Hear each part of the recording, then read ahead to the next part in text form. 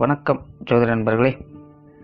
ஏற்கனவே ராசியை பற்றின முழு விவரங்களையும் பார்த்தாச்சு. அதாவது ஒவ்வொரு ராசிக்குமே என்ன மாதிரியான குணாதிசயங்கள் இருக்கும், எந்த மாதிரியான வாழ்க்கை அமைப்பு இருக்கும், என்ன மாதிரியான உறவு முறைகள் இருக்கும் அப்படின்னு விளக்கமாகவே பார்த்தாச்சு. அதே போல் லக்ன விவரங்களையும் பார்த்தாச்சு. ராசி அமைப்பை போலவே லக்னத்திற்கும் ஒவ்வொரு விஷயங்களும் எப்படி இருக்கும் அப்படின்னு தனித்தனியாகவே சொல்லியிருக்கும். பார்க்காதவங்க டிஸ்கிரிப்ஷனில் லிங்க் இருக்கும், செக் பண்ணி பாருங்கள்.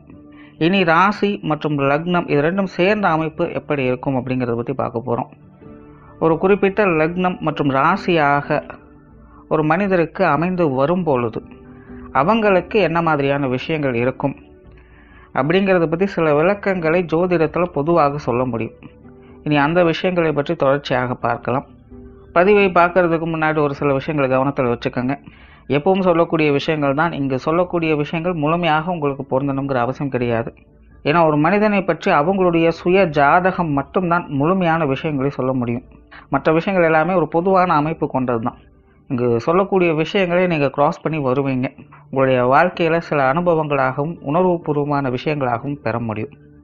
அதே போல் ராசி முக்கியமாக இல்லை லக்னம் முக்கியமாக அப்படின்னாலும் குழப்பிக்க வேண்டாம்.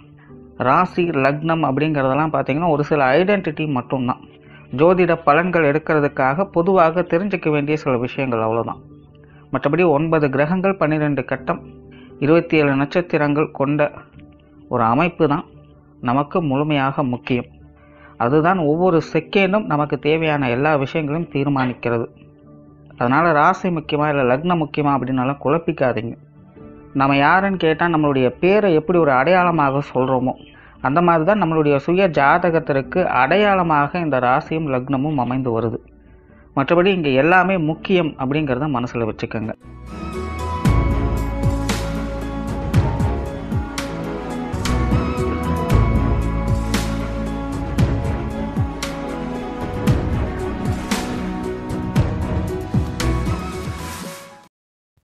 மேசராசி மீன லக்னம்.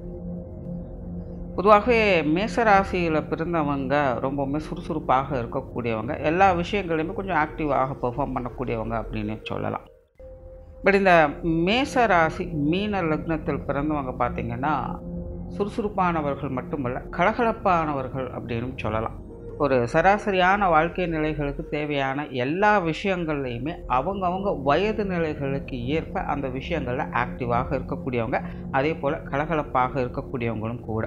கொஞ்சம் ஆடம்பர பிரியர்கள் தான். இந்த அழகு சாதன விஷயங்கள்லாம் அவங்களுக்கு ஈடுபாடுகள் அதிகமாக இருக்கும். அதே போல் எந்த விஷயமாக இருந்தாலும் சுத்தபத்தமாக இருக்கணும் அப்படின்னு எதிர்பார்க்கக்கூடியவங்க. இவங்க எந்த அளவுக்கு உழைக்கிறாங்களோ அந்த அளவுக்கு ஓய்வு சார்ந்த விஷயங்களும் ஈடுபடக்கூடியவங்களாக இருப்பாங்க. அதாவது பொழுதுபோக்கு சார்ந்த விஷயங்களில் இவங்களுக்கு ஒரு தனி ஈடுபாடு அப்படிங்கிறது இருக்கும். ரொம்பவுமே கடினமாக உழைக்கக்கூடியவர்களும் அல்ல, அதே நேரம் ஒரு மந்த புத்தி உடையவங்களும் கிடையாது. எல்லா விஷயங்களையுமே ஒரு பேலன்ஸ்டு நிலைகளில் தான் இருப்பாங்க.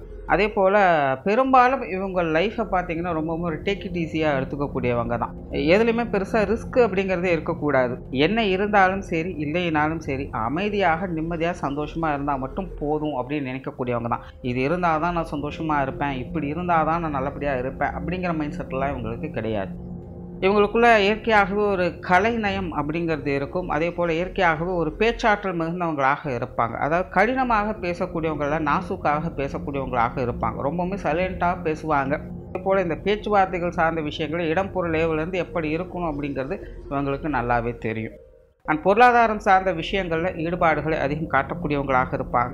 லைஃப்பில் ஒரு ஸ்டேஜுக்கு மேலே பார்த்திங்கன்னா இந்த பொருளாதார நிலைகள், இந்த காசு பண சமாச்சாரங்கள் அப்படிங்கிறதெல்லாம் இவங்களுக்கு கொஞ்சம் தொந்தரவுகளாகத்தான் இருக்கும். அதாவது சிலருக்கு இந்த பொருளாதார நிலைகள், காசு பணங்கள் இல்லாத நிலை, நெருக்கடியான சூழ்நிலைகள் அந்த மாதிரியான சிக்கல்களை கொடுக்கலாம். சிலருக்கு இந்த காசு பணங்கள் இருக்கிறதுனாலேயோ குடும்பத்துக்குள்ளே ஏதாவது ஒரு பிரச்சனைகள், சிக்கல்கள், வெள்ளங்கள் அப்படிங்கிறது வந்துக்கிட்டு இருக்கும். ஆக இந்த பொருளாதார நிலைகள் இருந்தாலும் ஒரு வித சிக்கல்கள் இருக்கும், இல்லை அப்படின்னாலும் ஒரு வித சிக்கல்கள், மனசங்கடங்கள் அப்படிங்கிறது தவிர்க்க முடியாததாக உங்களுடைய வாழ்க்கை நிலைகள் பார்க்க வேண்டியதாக இருக்கும்.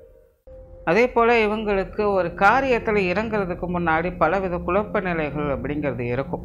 காரணம் என்னென்னா, இவங்க பெரும்பாலும் கொஞ்சம் டிப்ளமேட்டிக்காக யோசிக்கக்கூடியவங்க தான். எல்லா ஆஸ்பெக்ட்ஸ்லேயும் இது எப்படி இருக்கும் அப்படிங்கிறத பற்றி யோசிக்க ஆரம்பிச்சிடுவாங்க. அதனால் அதனுடைய நிறை குறைகளை முன்னாடியே யோசிக்கக்கூடிய திறன் இவங்களுக்கு உண்டு. இதனாலேயே பலவித குழப்பங்கள், சந்தேகங்களால் ஒரு காரியத்தில் என்ட்ராகிறதுக்கு இவங்க ஆரம்பத்தில் கொஞ்சம் தயக்கப்படவே செய்வாங்க. கிளியராக சொன்னால் இவங்களுடைய மனம் எதாக இருந்தாலும் பார்த்துக்கலாம், தைரியமாக இறங்கலாம் அப்படின்னு இவங்க உத்வேகப்படுத்திக்கிட்டே இருக்கும். ஆனால் புத்தியானது இப்போ வேண்டாம், அப்புறம் பார்த்துக்கலாம் அப்படின்னு கொஞ்சம் ஒதுக்கி போடத்தான் செய்யும். அதனாலேயே பெரும்பாலுமே இவங்க பார்த்திங்கன்னா எந்த ஒரு புதிய காரியத்திலும் அவ்வளோ சீக்கிரத்தில் இறங்குறதில்ல. பட் இறங்கிட்டாங்க அப்படின்னா அதில் முடிவுகள் சாதகமாக இருக்கிற வரைக்கும் ட்ரை பண்ணிக்கிட்டே இருப்பாங்க. பட் என்னென்னா, இவங்க அதிகமான ரிஸ்க் இருக்கக்கூடிய விஷயங்களில் கால் வைக்க மாட்டாங்க. ஒருவேளை தப்பி தவறி இவங்களுக்கு எதிர்பார்க்காத நிலைகள், அந்த மாதிரியான ஒரு சூழ்நிலைகள் வரும் பட்சத்தில் இவங்க அந்த மாதிரியான சூழ்நிலைகளை பின்வாங்கவே செய்வாங்க. சொத்து சுகங்கள், வாகன ரீதியான விஷயங்களில் இவங்களுக்கு பிரியம் அதிகமாகவே இருக்கும். இது சார்ந்த விஷயங்களில் இவங்க கொஞ்சம் நுணுக்கமாக செயல்படக்கூடியவங்களாகவும் இருப்பாங்க. பெரும்பாலும் இவங்களுக்கு இந்த சொத்து சுகங்கள், ஆஸ்தி அந்தஸ்து போன்ற விஷயங்கள்லாம் பார்த்திங்கன்னா ஒரு அளவான அமைப்புகள் இருக்கும். அதாவது அந்தந்த கால நிலைகளுக்கு ஏற்ப ஒரு டீசெண்டான அமைப்புகளோடு இந்த சொத்து சுகங்கள், வாகன ரீதியான விஷயங்களை அனுபவிக்கக்கூடிய கொடுப்பினை இவங்களுக்கு உண்டு. பெரும்பாலும் இவங்களுக்கு பார்த்திங்கன்னா இந்த கூட்டு முறையில் அமையக்கூடிய சொத்து அமைப்புகள் அப்படிங்கிறது ஏற்படும். பொருளாதாரம் சார்ந்த விஷயங்கள் பெரும்பாலும் இவங்களுக்கு கொஞ்சம் சாதகமான நிலைகளில் தான் இருக்குது. அதாவது இந்த ராசி லக்ன அடிப்படையில் பார்க்கும்பொழுது எப்படியோ ஏதோ ஒரு வகையில் இவங்களுடைய பொருளாதார தேவைகள் அப்படிங்கிறது பூர்த்தி ஆகிட்டு தான் இருக்கும். பெரும்பாலும் இந்த பொருளாதார அமைப்புகள் அப்படின்னு பார்க்கும்பொழுது இவங்களுக்கு இயல்பாகவே இந்த பொருளாதார நிலைகள் ஒரு பேக்கப் இருக்கிற மாதிரி தான் இருக்கும். ஏதோ ஒரு வகையில் ஒரு அசட் மூலியமாகவோ அது வேறு ஏதாவது ஒரு ஃபினான்ஷியல் ஸ்ட்ரென்த் மூலமாகவோ இவங்களுக்கு இந்த ஃபினான்ஷியல் ரீதியாக ஒரு உறுதுணையான விஷயங்கள் அப்படிங்கிறது இவங்கக்கிட்ட இருந்துக்கிட்டு தான் இருக்கும். ஒரு சிலருக்கு மட்டும்தான் இந்த சுய ஜாதக ரீதியாக சில கிரகங்களுடைய அமைப்புகள் ஏற்குமாறாக இருக்கும் பட்சத்தில் இந்த பொருளாதார நிலைகளில் அவங்களுக்கு கிடைக்கும். ஆனால் கிடைக்கிற விஷயத்தில் தக்க வைத்து கொள்ள முடியாமல் அதை விரயம் பண்ணக்கூடிய அமைப்புகளில் அவங்க இருந்து வருவாங்க. அந்த மாதிரியான நிலைகள் இருக்கக்கூடியவங்களுக்கு தான் இந்த பொருளாதார சிக்கல்கள் அப்படிங்கிறது கொஞ்சம் அதிகமாக இருக்கும்.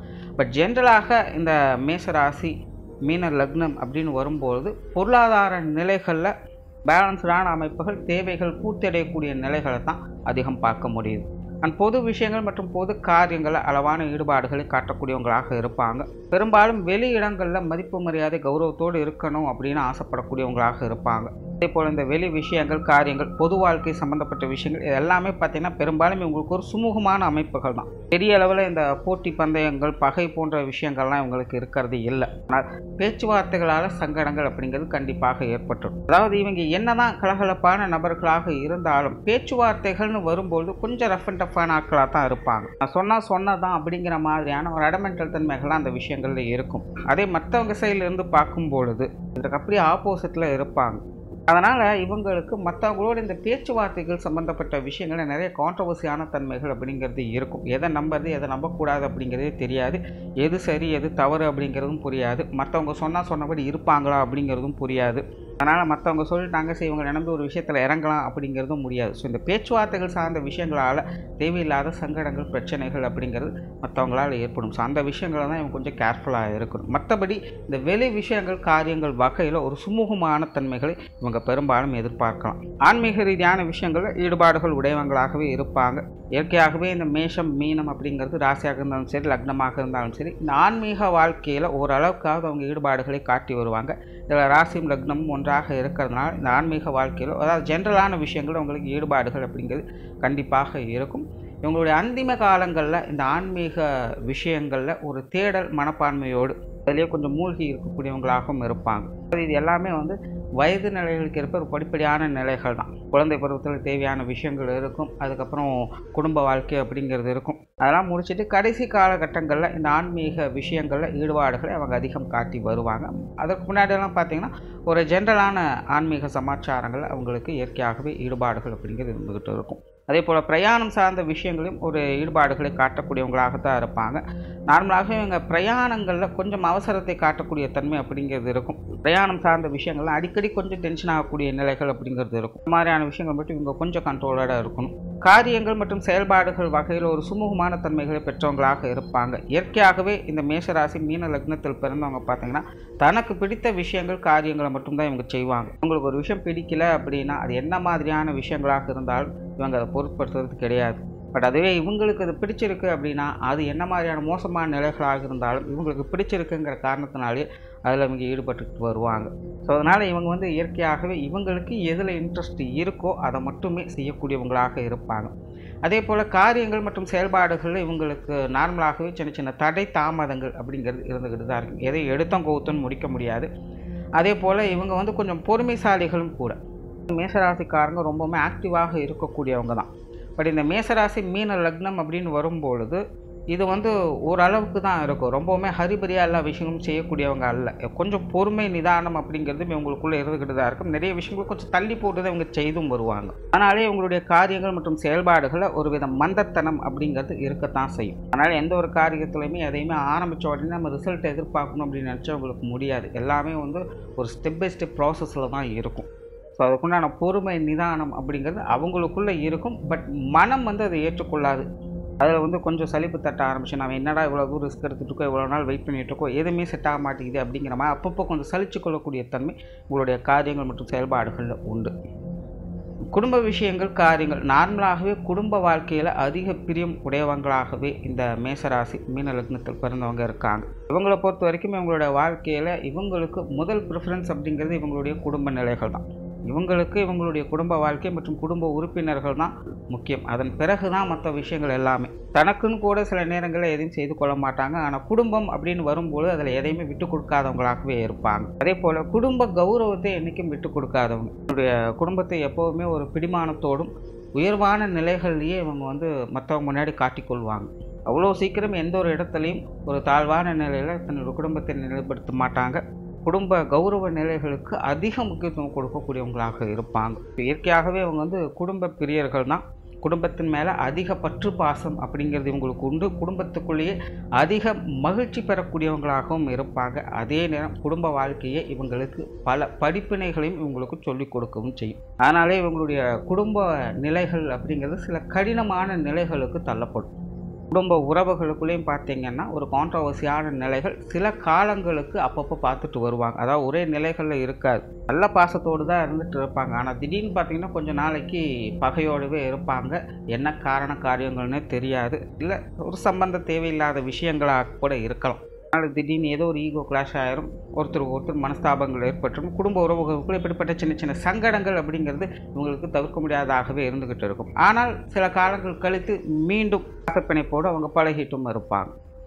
ஸோ இப்படி இவங்களை பொறுத்த வரைக்கும் இந்த குடும்ப வாழ்க்கை அப்படிங்கிறது அதிக ஏற்ற இறக்கங்களுக்கு உள்ளாக்கப்பட்டதாக இருக்கும். அதாவது இவங்களை பொறுத்த வரைக்கும் அதிகப்படியான சந்தோஷங்களை பெறுவதும் குடும்பத்தால் தான், அதிகப்படியான சங்கடங்களை பெறுவதும் அதே குடும்பத்தால் தான். பெற்றோர்கள் சார்ந்த விஷயங்கள் பெரும்பாலும் இவங்க கொஞ்சம் சாதகமாக தான் இருக்கும். பெற்றோர்கள் நிலைகள் கொஞ்சம் கான்ட்ரவர்சியான நிலைகள், அதாவது பெற்றோர்கள் கொஞ்சம் ஏட்டிக்கு போட்டியான கருத்து வேற்றுமைகள் உடையவங்களாகத்தான் இருப்பாங்க. ஆனாலும் இவங்களுக்கு ஒத்துழைப்பு கொடுக்கக்கூடியவங்களாக தான் இருப்பாங்க. பெரும்பாலும் தாய் சம்பந்தப்பட்ட விஷயங்கள் இவங்களுக்கு கொஞ்சம் சப்போர்ட்ஃபுல்லாகவே இருக்கும். தந்தை வகையிலும் சகாயங்களை தரக்கூடிய அமைப்புகள் என்பது உண்டு. இருந்தாலும் இவங்களுடைய தாயார் பார்த்திங்கன்னா பெரும்பாலும் எல்லாத்தையுமே ஒரு அமைதியோடு புத்தி சாதுரியத்தோடு எல்லாத்தையும் சமாளித்து வருவாங்க. இவங்களுடைய தந்தை பார்த்திங்கன்னா கொஞ்சம் கடினத்தன்மையோடு கொஞ்சம் ரஃப் அண்ட் டஃப்பாக இருக்கக்கூடிய ஒரு நபராக தான் இருப்பாங்க. கோபம் அவங்களுக்கு உடன் பிறந்த குணமாக இருக்கும். இந்த தாய் தந்தையருடைய இரு கலவையின் குணங்களோடு தான் இவங்களே இருப்பாங்க. ஸோ இவங்கக்கிட்டையும் கூட இவங்களுடைய தாயாருடைய பொறுமையும் பார்க்கலாம், இவங்களுடைய தந்தையினுடைய கோபத்தையும் பார்க்க முடியும். இவங்களுடைய தாயார் பார்த்திங்கன்னா இந்த சொத்து சுகங்கள் பொருளாதாரம் சார்ந்த விஷயங்களில் கண்ணும் கருத்துமாக இருக்கக்கூடியவங்களாக இருப்பாங்க. உடன்பிறப்புகள் சார்ந்த விஷயங்களுக்கு அதிக முக்கியத்துவம் கொடுக்கக்கூடியவங்களாக இருப்பாங்க. பாகுபாடு எல்லாருக்கிட்டேயுமே பழகக்கூடிய குணம் என்பது அவங்களுக்கு உண்டு. அதே போல் இவங்களுடைய தந்தையும் பார்த்திங்கன்னா வெளி விஷயங்கள் காரியங்களுக்கு அதிக முக்கியத்துவம் கொடுக்கக்கூடியவங்களாக இருப்பாங்க. ரொம்பவுமே ஆக்டிவான நபர்கள். நண்பர்கள் சார்ந்த விஷயங்களில் ஈடுபாடுகள் அதிகம் காட்டுவாங்க. அதே போல் இவங்களும் பார்த்திங்கன்னா இந்த காசு சம்மந்தப்பட்ட விஷயங்களுக்கு அதிக முக்கியத்துவம் கொடுக்கக்கூடியவங்களாக இருப்பாங்க. எப்போவுமே சதா சர்வகாலம் ஏதோ ஒரு வேலைன்னு இருக்கக்கூடியவங்களாக இருப்பாங்க. உடன்பிறப்புகள் சார்ந்த விஷயங்கள் இது ஓரளவுக்கு உங்களுக்கு சாதகமாக இருக்கும்னு சொல்லலாம். இன்னும் கிளியராக சொல்லலாம், இளைய உடன்பிறப்புகள் சார்ந்த விஷயங்கள் பெரும்பாலும் உங்களுக்கு கொஞ்சம் செட் ஆகிடுது. உங்களுடைய விஷயங்கள் காரியங்கள் உங்களுக்கு ஈடுபாடுகள் இருக்கும். அவங்க வகையில் ஒரு ஆறுதலான உறுதுணையான விஷயங்களை எதிர்பார்க்கலாம். மூத்த உடன்பிறப்புகள் சார்ந்த விஷயங்களும் நல்லபடியாகத்தான் இருக்கும். பட் இருந்தாலுமே மூத்த உடன்பிறப்புகள் இவங்களை காட்டிலும் அவங்க கொஞ்சம் டென்ஷன் பார்ட்டியாக இருப்பாங்க. எல்லா விஷயங்களையுமே கொஞ்சம் அவசரத்தனம் மிகுந்தவங்களாக இருப்பாங்க. கிளியராக சொல்லணும்னா இவங்களுடைய இளைய உடன்பிறப்புகள் அம்மாவனுடைய குணத்திலையும் மூத்த உடன்பிறப்புகள் அப்பாவனுடைய குணத்திலையும் இருப்பாங்க அப்படின்னு சொல்லலாம். ஸோ இந்த உடன்பிறப்புகள் அப்படின்னு வரும்போது வீட்டுக்கு வீடு வாசப்படி அப்படிங்கிற மாதிரி அப்பப்போ வரக்கூடிய சின்ன சின்ன சங்கடங்கள் அப்படிங்கிறது இருந்துக்கிட்டு இருக்கும். மேஜரான விஷயங்கள் பெருசாக தொந்தரவுகள் கொடுக்கறது கிடையாது. சிலருக்கு இந்த ஜாதக ரீதியான கிரக அமைப்புகள் சாதகமாக இல்லை அப்படிங்கிற பட்சத்தில் உடன்பிறப்புகள் வகையில் சங்கடங்கள் தவிர்க்க முடியாதாகவே இருந்துக்கிட்டு இருக்கும். மற்றபடி பெரும்பாலும் இந்த உடன்பிறப்புகள் சார்ந்த விஷயங்கள்லாம் சமாளிக்கக்கூடிய நிலைகள் தான்.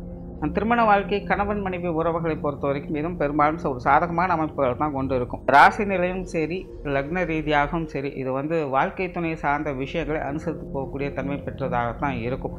பட் என்னென்னா எல்லாமே இவங்களுடைய கண்ட்ரோலில் இருக்கணும் அப்படின்னு எதிர்பார்க்கக்கூடியவங்க. இவங்களுடைய சொல்லுக்கு இவங்களுடைய வாழ்க்கை துணை கட்டுப்பட்டு இருக்கணும் அப்படிங்கிற எதிர்பார்ப்பு இவங்களுக்கு அதிகம். அதே போல் இவங்களுடைய குடும்ப நிலைகளை, குடும்ப கௌரவம் சார்ந்த விஷயங்களுக்கு எந்த ஒரு சங்கடமும் இல்லாமல் பார்த்து கொள்ள வேண்டிய மனநிலையும் அவங்களுக்கு இருக்கணும் அப்படின்னு எதிர்பார்க்கக்கூடியவங்களாக இருப்பாங்க. மற்றபடி இவங்களை பொறுத்த வரைக்கும் இந்த கணவன் மனைவி உறவுகள் எப்படிப்பட்ட சூழ்நிலைகளாக இருந்தாலும் அதை சமாளித்து ஒருத்தருக்கு ஒருத்தர் அனுசரித்து வாழக்கூடிய நிலைகளை பெற்றிருப்பாங்க. இன்னும் கிளியராக சொல்லணும்னா இவங்களை பொறுத்த வரைக்கும் மன ரீதியாக கணவன் மனைவி உறவுகளுக்குள்ளே கொஞ்சம் கருத்து வேற்றுமைகள் அதிகமாகத்தான் இருக்கும். வாழ்க்கை துணை சார்ந்த விஷயங்களில் இவங்களுக்கு கொஞ்சம் எரிச்சல் தரக்கூடிய விஷயங்கள் அப்படிங்கிறது தவிர்க்க முடியாததாகத்தான் இருக்கும். பட் அதுவே குண ரீதியாக என்னதான் சங்கடங்கள் இருந்தாலும் அதை அனுசரித்து போய்க்கணும் அப்படிங்கிற மைண்ட் செட்டும் இவங்களுக்கு உண்டு. அதனால தான் இவங்களுடைய திருமண வாழ்க்கை அப்படிங்கிறது சங்கடங்கள் இருந்தாலும் அதை சமாளிக்கக்கூடிய திறனும் இவங்களுக்கு ஏற்பட்டுடுது. இதில் ஒரு சிலருக்கு சுய ஜாதக ரீதியாக கிரக அமைப்புகள் சரியில்லாத பட்சத்தில் திருமண வாழ்க்கையில் இந்த மன சங்கடங்கள் அதிகமாகவே இருக்கும். சில காலகட்டங்களில் கணவன் மனைவி உறவுகளுக்குள்ள கொஞ்சம் ஏற்குமாறான சூழ்நிலைகளும் அவங்க பார்த்துக்கிட்டு வருவாங்க. பட் காலம் செல்ல செல்ல அந்த நிலைகள் மாறப்படும். மீண்டும் அந்த அனுசரிப்புத்தன்மை அப்படிங்கிறது இவங்களுக்கு ஏற்படும். ஸோ சுய ஜாதக ரீதியாக சில கிரக அமைப்புகள் உங்களுக்கு ஒத்து வரான இந்த மாதிரியான சங்கடங்களை அவங்க அடிக்கடி பார்த்துக்கிட்டு வருவாங்க. பட் ஜென்ரலாக மேசராசி மீன லக்னம் அப்படிங்கிறது மன ரீதியாக இந்த திருமண வாழ்க்கையில் ஒரு வித மனக்கசப்புகள், கருத்து வேற்றுமைகள் அப்படிங்கிறது தவிர்க்க முடியாததாக இருக்கும். பட் குண ரீதியாக எல்லாத்தையுமே அனுசரித்து போகக்கூடியவங்களாகவே இருக்காங்க. குழந்தைகள் சார்ந்த விஷயங்கள் இவங்களுக்கு இது கொஞ்சம் சாதகமான அமைப்புகள் அப்படின்னே சொல்லலாம். பெரும்பாலும் இவங்க குழந்தைகள் மேலே அதிக பற்று பாசம் வைத்திருக்கக்கூடியவங்களாக இருப்பாங்க. குழந்தைகளுடைய விஷயங்கள், காரியங்களுக்கு அதிக முன்னுரிமை கொடுக்கக்கூடியவங்களாக இருப்பாங்க. குழந்தைகளுக்கு ஒவ்வொரு விஷயங்களையுமே பார்த்து பார்த்து செய்யக்கூடியவங்களாக இருப்பாங்க. குழந்தைகளுடைய விஷயங்களுக்கு அதிகம் செல்லம் கொடுக்கக்கூடியவங்களும் இவங்க தான். ரொம்பவுமே கண்டிஷனாக இருக்கக்கூடியவங்களும் இவங்க தான் அப்படின்னு சொல்லலாம். ஏன்னா இவங்ககிட்ட 2 குணங்களுமே உண்டு. பட் எதாக இருந்தாலும் குழந்தைகள் அப்படின்னு வரும்பொழுது அவங்களுக்கு ஒவ்வொரு விஷயங்களுமே பார்த்து பார்த்து இவங்க எல்லாத்தையும் செஞ்சு கொடுத்துட்டு வருவாங்க. பெரும்பாலும் இவங்களுடைய குழந்தைகளும் கொஞ்சம் சாத்வீக குணம் படைத்தவங்களாகவே இருக்காங்க. குழந்தைகளோட அரவணைப்பும் இவங்களுக்கு உண்டு. இந்த குழந்தைகள் சார்ந்த விஷயங்கள் ஒரு பரஸ்பரமான நிலைகளை எதிர்பார்க்கலாம். பட் என்னென்னா பெரும்பாலும் இவங்களுடைய குழந்தைகள் கொஞ்சம் காரியவாதியாக இருப்பாங்க. அவங்களுடைய தேவைகள் நிறைவேறணும், அதற்கு பிறகு மற்ற விஷயங்கள் இருந்தாலும் பார்த்துக்கலாம் அப்படிங்கிற மாதிரி இருப்பாங்க. அதே போல் இவங்களுடைய குழந்தைகள் நல்ல பெரிய இடத்துல வேலை செய்யணும், இல்லை நல்ல பெரிய அளவில் தொழில் செய்யணும், நல்ல பேர் வாங்கணும் அப்படிங்கிற எண்ணங்கள் உங்களுக்கு அதிகமாக இருக்கும். பட் ஜென்ரலாகவே உங்களுக்கு குழந்தைகள் சார்ந்த விஷயங்கள் ஓரளவுக்கு பரவாயில்ல அப்படின்னு சொல்லலாம். உற்றார் உறவினர்கள், நண்பர்கள் சார்ந்த விஷயங்கள் இதெல்லாமே ஒரு கலவையான அமைப்புகள் தான். நண்பர்கள், உறவினர்கள் அப்படிங்கும்போது அங்கே பாசிட்டிவான விஷயங்களும் கண்டிப்பாக இருக்குது, நெகட்டிவான விஷயங்களும் கண்டிப்பாக இருக்குது. இது காலநிலைக்கு தகுந்த மாதிரி மாறி மாறி போயிட்டே தான் இருக்கும். எதை நம்புறது எதை நம்பக்கூடாது அப்படிங்கிறதே புரியாது. ஸோ முடிஞ்ச அளவுக்கு இவங்க சம்மந்தப்பட்ட விஷயங்கள்லாம் கொஞ்சம் பட்டுப்படாமல் தொட்டு தொடாமல் இருக்கிறதே நல்லது. தொழில், வேலை, உத்தியோகம் சார்ந்த விஷயங்கள் பெரும்பாலும் இவங்க கொஞ்சம் சாதகமான அமைப்புகள் அப்படின்னே சொல்லலாம். பட் பிரச்சனை என்னென்னா ஆரம்பத்தில் சொன்ன மாதிரி இவங்களுக்கு விருப்பப்பட்ட விஷயங்களை மட்டுமே இவங்க செய்வாங்க. இவங்க கொஞ்சம் கம்ஃபர்ட் ஜோனே அதிகம் எதிர்பார்க்கக்கூடியவங்களாக இருப்பாங்க. அதே போல் எதையும் ஹரிபரியாக செய்யக்கூடியவங்க அல்ல. எதுலேயுமே ஒரு பொறுமை, நிதானம் அப்படிங்கிறது கண்டிப்பாக இருக்கும். அதனால் மற்றவங்க அவசரப்படுறாங்க அப்படிங்கிறனால இவங்களால் எந்த ஒரு காரியத்தையுமே செய்ய முடியாது. இந்த மாதிரியான சின்ன சின்ன சங்கடங்கள் அப்படிங்கிறது உங்களுடைய தொழில், வேலை, உத்தியோக ரீதியாக இருக்கும். ஸோ இதற்கு தகுந்த மாதிரியான விஷயங்கள், காரியங்கள் அவங்க ஈடுபட்டாங்க அப்படிங்கும்போது அதில் ஒரு கம்ஃபர்ட்டான விஷயங்களை எதிர்பார்க்க முடியும். ஒரு சாதகமான தொழில், வேலை, உத்தியோகம் சம்மந்தப்பட்ட விஷயங்கள்லாம் அவங்களுக்கு அமையவும் செய்யுது. அதே போல் இவங்களை பொறுத்த வரைக்கும் ஒரு ஸ்டெப் பை ஸ்டெப்பான டெவலப்மெண்ட்டு தான் இருக்கும். இன்றைக்கி ஒரு விஷயத்தை ஆரம்பித்து நாளைக்கே பெருசாகலாம் அப்படிங்கிறதெல்லாம் இருக்காது. படிப்படியாக மெதுவாகத்தான் முன்னேறி வருவாங்க. சிலருக்கு இந்த வெளியூர் மற்றும் வெளிநாடு சம்மந்தப்பட்ட விஷயங்களில் சாதகமான அமைப்புகளை கொடுக்கும். பெரும்பாலும் பார்த்திங்கன்னா இவங்க அந்த பிறந்த இடத்தை விட்டு வெளி இடங்களுக்கு போய் வேலை செய்யக்கூடிய அமைப்புகள், தொழில் செய்யக்கூடிய அமைப்புகள் என்பது உங்களுக்கு உருவாகுது. ஸோ ஓவராலாக இந்த மேசராசி மீன லக்னம் என்பது ஒரு சாதகமான அமைப்பு தான். ஒரு சராசரியான வாழ்க்கை நிலையில் அந்தந்த வயது நிலைக்கு தகுந்த விஷயங்களை ஏற்ற இறக்கங்களோடு இவங்க பார்த்துக்கிட்டு வருவாங்க. நன்றி, வணக்கம், வாழ்க வளமுடன்.